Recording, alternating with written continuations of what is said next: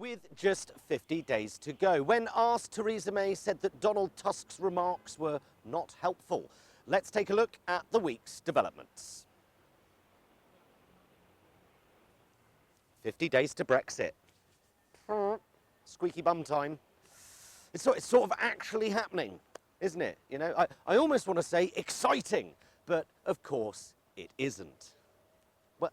Well, I don't know, Tim. I mean, I'm no fan of Donald Tusk, and his comments might not have been helpful, but he wasn't exactly wrong, was he? Do you know what I mean? What he's basically saying is there is a special place in hell for politicians who lie, mislead, make promises they can't keep, or who are simply so entitled that they don't live in the real world, and as such, have a very loose grasp of reality.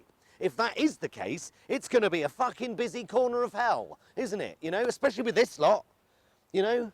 Police numbers slashed to such an extent that knife crime is at an all-time high, which means kids, children, are getting stabbed to death. Politicians who are happy to see human rights protesters arrested under anti-terrorism legislation, which ironically is a breach of their human rights. Are they going to hell? That lot? Who came up with the benefits policy that regularly sees chronically ill people denied benefits? Who's going to hell for that policy? I wonder. Let's be honest, the Tories would quite happily go around etching fit to work on people's headstones if they thought they could get away with it. A woman in Devon this week had to wait 7 hours for an ambulance. Who's going to hell for that one? I wonder, because last time I looked, Jeremy Hunt isn't in hell, he's at the Foreign Office.